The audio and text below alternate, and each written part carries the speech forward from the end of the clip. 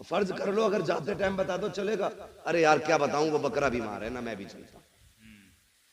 मतलब करना एहसान ही है, जिधर से चाहो कान पकड़ लो, ये भी कोई जिंदगी है? जिसके साथ खड़े हो खुलूस के साथ खड़े हो, खुलूस के साथ, दिखावा नहीं होना चाहिए, मक्कारी नहीं होनी चाहिए। अरे इमाम साहब अब कहिए तुमने, अभी अभी कलुआ आया था सारी दे दी, चलो फिर भी देखेंगे, ये कह के जान बचा के निकल लेते है। अभी आ जावे तावीज देने वाला, एक बकरा लाइए, पैसे ना होंगे तो बीवी के जेवर गिरवी रख के बकरा लागा, बकरा। अब तो देखो तरक्की कर ली सबने, पहले मुर्गा मांगते थे बकरा मांगते, पूरा बकरा चाहिए।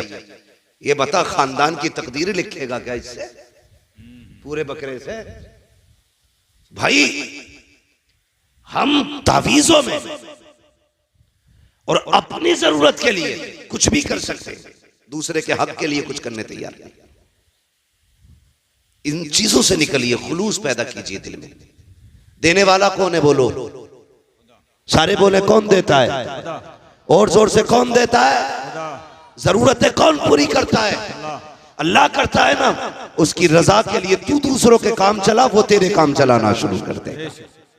हाँ, जब तक तुम अपनी तदबीर, हिसाब लगा रहे 100 रुपए बचा लू भाई, कल इससे कोरमा बनना है, कीमा लाऊंगा 100 रुपए का, मूंछ पे हाथ मार के खाऊंगा। लाया खरीद के, पक भी गया, अल्लाह ने पेट खराब कर दिया। अब टुक टुक देख लिया, ले भी आया, पक भी गया, खा नहीं सकते। अल्लाह कहता देख ये मेरी पावर है, हम अगर चाहे तो तेरे हाथ में कभी तेरे मुंह में नहीं जाने दे सकते। जी बेशक, हाथ में भी। और कहता जो हम पे भरोसा करता है ना, हम उसे वहां से देते जहां से वो सोच भी नहीं सकता। जी बेशक बेशक, सोच भी नहीं सकता है।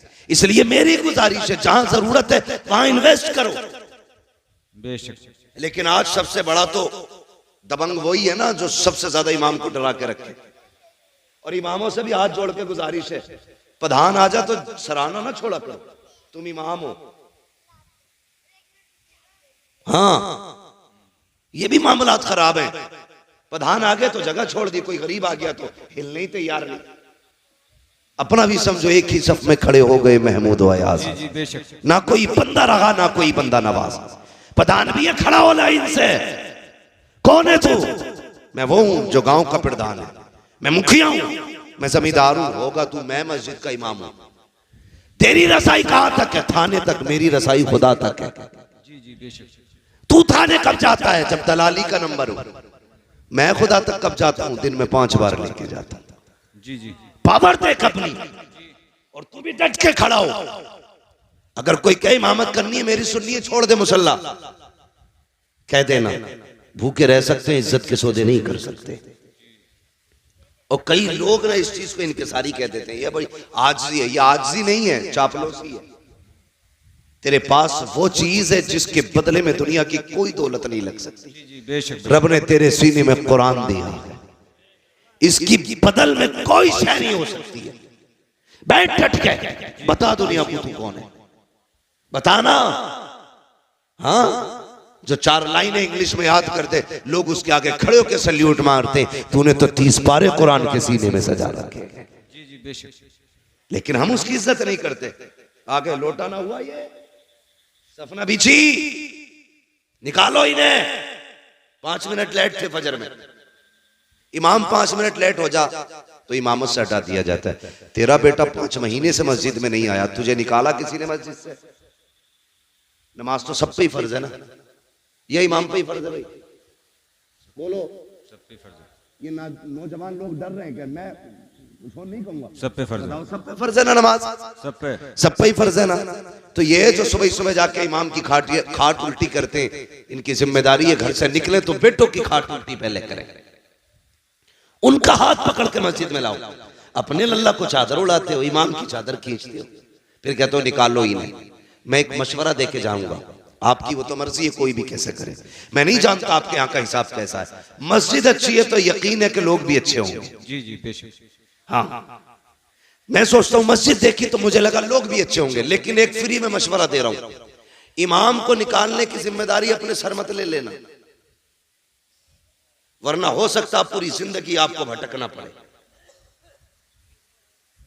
कभी किसी आलिम की बद्दुआ मत लेना, वरना खैरियत नहीं है। कोशिश ये करना, माना कि हाफिज तेरा भतीजा है, चचा है, भाई है, बेटा है, उसे अपना बेटा ना समझ, मुस्तफा का वारिस समझ के उसकी इज्जत किया करो। अल्लाह तुम्हें उसका सवाब अता फरमाए। तो मैं ये कह रहा था, जहां जिस चीज की जरूरत है वहां वो लगाओ। आज हमारे मदरसों की तनख्वाहें मुदर्रिसों की नहीं गई, वहां कोई पैसा देने नहीं जाता, और गोलक के नाक तक भरी पड़ी है। नोटबंदी हुई ना तो बोरियों में से गले हुए नोट निकल रहे थे, गले हुए करेंसी गला दी कई कई करोड़ों रुपए की। अगर वही पैसा मदरसे वालों पे होता तो कितने कुरान वाले पैदा होते, कितने हदीस वाले होते, कितने तजवीद वाले होते, कितने तफसीर वाले होते। खुदा की कसम हर घर में कुरान का दरख्त लगा हुआ था। इसलिए जहां जरूरत है वहीं पे पैसा लगाइए, अपने बच्चों को आगे बढ़ाइए। कमेटी वालों, जलसे के साथ साथ हमें बस्ती भी देखनी है, हमें हुजूर की उम्मत के गरीब भी देखने हैं, हमें बेटियां भी देखनी है, अपनी सोसाइटी को भी आगे बढ़ाना है। अगर जरूरत पड़ी तो स्कूल भी देंगे, जरूरत पड़ी तो कौम के लिए अस्पताल भी बनवाएंगे। कोशिश ये करेंगे जो गरीब लोग हैं हुजूर की उम्मत के, उन्हें मुस्तफा के नाम पे फ्री दवाएं मिलनी चाहिए। करेंगे नहीं, लेकिन करते नहीं लोग, सारा पैसा एडवांस रखते हैं। अल्लाह कहता रख, कितना रखेगा? एक फोड़ा निकालूंगा भेजे में, एक ऑपरेशन 10 लाख का बैठाऊंगा, दूसरा कमर में निकालूंगा 20 लाख का ऑपरेशन, वो 4 फोड़ों में तुझे रोड पे ले आऊंगा। वो कहता है यही दौलत गरीबों पे लुटा, फिर देख मैं तुझे मौत भी ऐसी दूंगा कि तुझे मरते वक्त मौत का एहसास नहीं होने दूंगा। सौदे तो करो रब से यार, सौदे तो करो।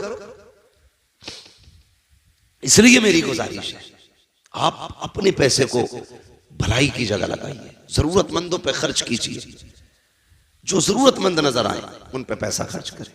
अल्लाह ताला हमारी कौम को दिन दूनी रात चौगुनी तरक्की अता फरमाए। और एक बात बता दूं, जब भी हुजूर पे दुरूद पढ़ने की बारी आए ना, कंजूसी नहीं करनी। क्या नहीं करनी है? कंजूसी। क्या नहीं करनी है? कंजूसी। कंजूसी समझते हैं ना जी? मैं आप ही के इलाके का हूं, आप ही की जबान बोल रहा हूं। कंजूसी नहीं करनी है, बल्कि जब हुजूर पे दुरूद की बात आए तो फिर खुल के हुजूर के नाम पे दुरूद पढ़ना, बढ़ के हुजूर के नाम पे दुरूद पढ़ना। आपको लंगर भी खाना, कितनी देगे बनती हैं? कई बनती हैं खिचड़े की, 4-5 देगे बनती। जी जी जी, अल्लाह सलामत रखे। और हमारा तो अकीदा यही, नहीं लंगरों पे हमारी नस्लों के गुजारे। बरेली से आवाज आती, तेरे टुकड़ों पे पले गैर की ठोकर पे न डाल, झिड़कियां खाए कहां छोड़ के सदका तेरा। तो बच्चों की आदत डालिए दुरूद पढ़ने की।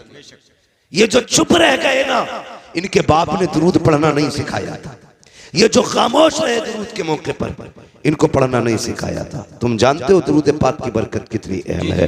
कभी सोच भी लिया करो, अपने बच्चों को दुरूद का आदी बनाओ। अगर बच्चा स्कूल जाए, ड्रेस में देर होती है, माँ कहती ले बेटे ये रहा मोबाइल, थोड़ी देर गेम खेल, अभी नाश्ता बना के लाती हूँ, अभी पराठा बना के लाती हूँ, अभी ड्रेस उठा के लाती हूँ, अभी तेरे जूते लेके आ रही हूँ। बच्चों के हाथ में मोबाइल दे के जाते हो। अपने बच्चों से कहो बेटे नाश्ते में 10 मिनट लगेंगे, 10 मिनट तक मुस्तफा पे दुरूद पढ़ना शुरू कर दो। तुम्हारे बच्चे 10 मिनट दुरूद पढ़ेंगे। दावे के साथ कहता हूँ, और यार सुनो तो सकी, रोज जब तुम्हारे बच्चे हुजूर पे 10 बार दुरूद पढ़ेंगे, किसी दिन तो हुजूर पूछेंगे ये किसका बेटा है जो रोज दुरूद पढ़ता है, ये किसका लाल है जो रोज मुझे सलाम भेजता है, ये किसका बेटा है जिसने मुझ पे दुरूद भेजा है। कोई कहेगा आरिफ का बेटा है, कोई कहेगा आकिल का बेटा है, कोई कहेगा अब्दुल रऊफ का बेटा है, फरिश्ते कहेंगे अब्दुल रहमान का बेटा है। खुदा की कसम उनकी बारगाह में अगर तेरा नाम आ जाएगा, समझ लेना बेड़ा पार हो जाएगा। इसलिए आदि बनाओ बच्चों को।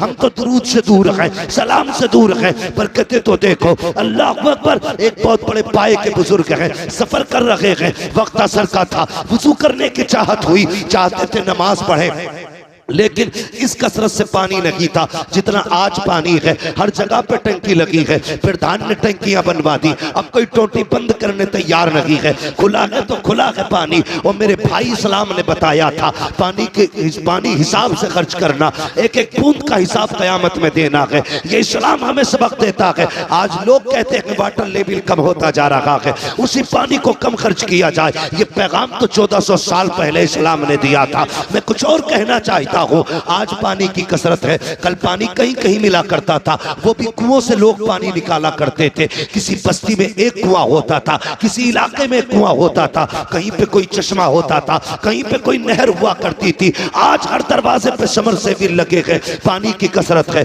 वो बुजुर्ग नमाज के इरादे से है, असर का वक्त है, सफर कर रहे हैं, सामने बस्ती नजर आई, सोचा यहाँ पानी मिल जाएगा। बस्ती के करीब आए, एक कुएं को पाया, सोचा वुजू करूं नमाज पढ़ना है। जैसी गए क्या देखते हैं, पानी तो था, डोल और रस्सी नहीं थी। दाएं बाएं देखने लगे, हैरत में थे, क्या किया जाए, पानी कहां से लाया जाए। इतने में एक छोटी सी बच्ची छत से खड़ी थी, देख के कहती है, बाबा आपका कुर्ता बता रहा है, आपका मामा बता रहा है, आप कोई अल्लाह वाले हो, आप कोई आलिम दीन हो। हाँ बेटी, कहा क्यों परेशान हो। कहा वुजू करना है, नमाज पढ़नी है। कहा फिर देर किस बात की है। कहा बेटी पानी कुएं में है और कुआं गहरा है, कोई रस्सी नहीं है, डोल लगी है, पानी कैसे निकालूं, जब पानी निकलेगा तब वुजू होगा। बच्ची मुस्कुरा के कहती है, ताज्जुब है आपकी दानाई पर, आप अल्लाह के बंदे हो करके इतना हिसाब लगा रखे हो कि डोल रस्सी आएगी तब पानी निकलेगा। का फिर का ठहरिए। बच्ची करीब आई है, आने के बाद बच्ची ने कुएं की तरफ झांका और अपना थूक कुएं में डाला। जैसी थूका है, पानी किनारे पे आके रुक जाता है। कहती बाबा अब वुजू भी कर लीजिए, नमाज पढ़ लीजिए। उन बुजुर्ग ने पानी भरा, नमाज पढ़ी है। उसके बाद कहते हैं बेटी बता तो सही, तेरी उम्र इतनी है, तूने कोई नमाज भी नहीं पढ़ी होगी, तुझ पे भी रोजे भी फर्ज नहीं हुए होंगे, तुझ पे अर्ज भी फर्ज नहीं होगा, लेकिन ये तो बता बेटी ये कमाल कहां से लेके आई है, तूने पानी में थूक दिया, पानी ऊपर आ जाता है। बच्ची ने कहा था बाबा जाइए, ये अंदर की बात है, राज में रहने दीजिए। कहा नहीं बेटी बता तो सही, ये कौन सा अमल किया है तूने कि तेरे थूक में इतनी पावर है, पानी किनारे पे आ गया। बच्ची ने कहा सुनो बाबा, मेरी अम्मी जब रात हो जाती है मुझे 1000 तानों की तस्बीह देती है और उस वक्त तक सोने नहीं देती जब तक 1000 मर्तबा मैं हुजूर पे दुरूद नहीं पढ़ लेती हूँ। ये सजदों का कमाल लगी, ये मुस्तफा पे दुरूद पढ़ने के कमाल से पानी। क्या बात है, नारे तकबीर, नारे रिसालत, मसलके आला हजरत, नबी के गुलामों की शान, जन्नत के हैं मेहमान, मुफ्ती हम्मद रजा साहिब क़िबला। आदत डालो दुरूद पढ़ने की, अपने बच्चों को दुरूद पाक सिखाओ। सिखाएंगे इंशाल्लाह, सिखाएंगे इंशाल्लाह। खाली वक्तों में तस्बीह दे दिया करो और ये होड़ लगा दो, जो आज ज्यादा दुरूद पढ़ेगा उसे शाम को यही नाम दिया। बेशक बेशक लगाओ ये बच्चों में से। जी जी जी, जिसके महीने में सबसे ज्यादा दुरूद होंगे उसे महीने के लेवल का इनाम दिया जाएगा। साल भर में जिसके ज्यादा दुरूद होंगे उस बच्चे को साल भर के हिसाब से सबसे बड़ा इनाम दिया जाएगा। चाल ये फिर देख मुस्तफा कितने मेहरबान होते। जी जी जी, कितने मेहरबान होते। लोग कहते हैं बड़ा जी चाहता है मदीना देखूं, तू दुरूद की आदत डाल ले, हुजूर मदीने से तेरे घर चल के आ जाए। करो ना ऐसे काम, आदत डालो, आदत डालिए, बच्चों को सिखाइएगा। और ये तहजीब ये बचपन से बच्चों को सिखाई जाती है, बचपन से सिखाई जाती है। आप गौर कीजिएगा। करबला जानते हैं ना, करबला कितने लोग जानते हैं? करबला का नाम कितने लोगों ने सुना है? सबने सुना, सबने सुना ना? जी जी, जिन्होंने हाथ उठाए अल्लाह नजफ अशरफ के रास्ते सबको करबला शरीफ की हाजिरी नसीब फरमा दे। ठीक है जी, सारे लोग करबला को जानते। जी जी, आप पूरी करबला पढ़ डालिए, पूरी करबला।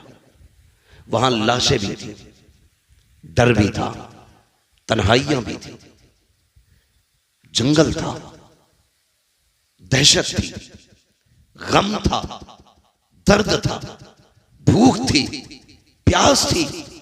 कौन सा सितम ऐसा था जो करबला में ना था? किसी का एक बेटा मर जाए लोग कहते हैं कमर टूट गई। सलाम करो सैयदा ज़ैनब को, जिसके सामने बेटों की लाशें भी थी, जी जी, भतीजों की लाशें भी थी, सगे भाई की लाश भी जिसके सामने पड़ी थी। मगर सलाम ज़ैनब तेरी हिम्मत को, खुदा की कसम तूने अली की बेटी होने का हक अदा करके दिखाया था। जी जी, बेशक। मैं कहना यह चाहता हूं, इस सब के बावजूद खेमे जले थे, अहले बैत अतार की दौलत लूटी गई थी, लेकिन कोई ये नहीं बता सकता किसी ने अहले बैत की बेटियों को बिना नकाब के किसी का चेहरा देख लिया। हर सितम अपनी जगह था, मुस्तफा की शरीयत अपनी जगह थी। जी जी बेशक बेशक। सैयदा ज़ैनब ने 13 मुहर्रम को सफर शुरू किया। जी जी जी। कितने को? 13। सारे बोले कितने को? 13 मुहर्रम। 13 मुहर्रम को करबला से चले, 27 रमजान को मदीना शरीफ पहुंचे। जोड़ के लगाओ हिसाब कितने बने? मेरे हिसाब से तकरीबन 9 महीने बनते। जी कितने महीने? 9। जोर से कितने? 9 महीने बनते। लेकिन इस 9 महीने के सफर में सैयदा ज़ैनब जब मदीना शरीफ पहुंची थी तो 72 कुरान मुकम्मल कर चुकी थी। जी जी बेशक। सुभान अल्लाह सुभान अल्लाह सुभान अल्लाह। 72 कुरान 9 महीने के सफर में किसी ने सैयदा ज़ैनब का एक बाल तक नहीं देखा था, एक बाल तक। तारीख अपनी जगह है, लिखने वालों ने लिखा, लेकिन मेरा ईमान ये कहता है किसी की मां ने वो दूध नहीं पिलाया जी जी बेशक बेटे को जो अली की बेटी की कोई चादर छीन लेता। जी जी हाँ बेशक नहीं छीन सकता था, इसलिए कि उनकी इज्जत की हिफाजत का वादा तो रब ने पहले कर दिया। बेशक बेशक। और चादर समझ छीनने का मतलब समझते? जी जी जी। बेटी के सर से चादर खींचना उसकी इज्जत खींचने के बराबर। अली की बेटी के सर से चादर, वो भी अली की बेटी जो यजीद के दरबार में खुतबा देने पे आए तो पित्ते पानी होने लग जाए। जी जी बेशक। और लोग पूछने पे मजबूर हो जाएं क्या अली आ गए हैं? लोग कहें अली नहीं, अली की बेटी आ गई। ये सैयदा ज़ैनब।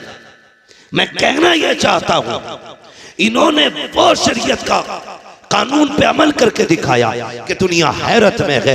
आज कोई मिसाल नहीं मिलती है।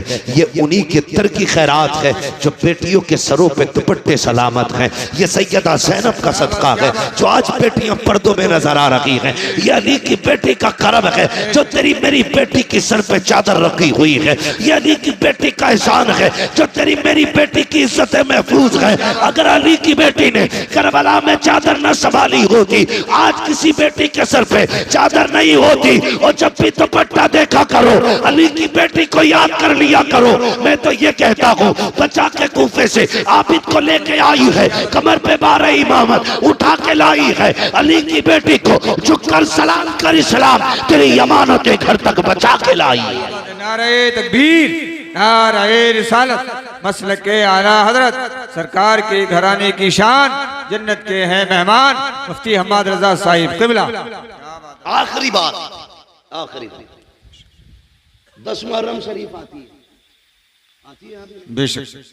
10 मुहर्रम शरीफ के दिन कुछ लाइल्म लोग, ना समझ लोग, उनकी अपनी बेटियां उसको त्योहार के तौर पर यूं मनाती हैं कि सरों पे दुपट्टे नहीं होते। बुरा ना मानो, ये हमारे ही घर की बात है। अगर मैं नहीं कहूंगा तो आपसे कौन कहेगा? बेशक। मैं सिर्फ आपकी वाह के लिए मैं मुंह बंद करके यहां से चला जाऊंगा, आप तो फिर वहीं रह जाएंगे ना जहां थे। मैं बताना चाहता हूं 10 मुहर्रम को अली की बेटियों ने पर्दा करके दिखाया है। बेशक। हमारी बेटियों ने दुपट्टे उतार दिए। बताइए अगर मुहर्रम के नाम पे हमारी बेटियां दुपट्टे उतार के मेले में आ गई तो कयामत में सैयदा ज़ैनब को कौन सा मुंह दिखाएंगे हम? बेशक। खुद फैसले करें। और तुम्हें बताऊं हया क्या थी अली के घर की? जी। मैंने कहा आखिरी बात है, यजीद के दरबार में अली की बेटियां पहुंची, सुबह से शाम तक खड़ी रह गई हजरत ज़ैनब और हजरत सकीना यजीद के दरबार में, सुबह से शाम तक। जब उस यजीद कुत्ते का, जब उस कुत्ते का शाम को नशा उतरा, वो दरबार में आके बैठा और उसे पता चला अली की बेटी आई हुई है, वो हुकूमत के नशे में था, औकात भूल बैठा। कहता इनके चेहरे दिखाए जाएं।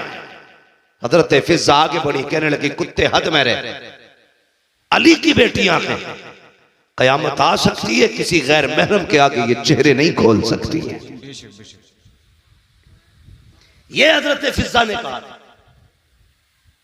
कि कयामत आ सकती है, लेकिन अली की बेटियों के सर की चादर नहीं हटाई जा सकती। पूछ तुझे क्या पूछना है? कहा मुझे इनके नाम पूछने। अल्लाह अकबर। कहा सबके नाम मैं बताऊंगा। वो बिगड़ा, कहा तू कौन होती बताने वाली, मैं पूछूंगा।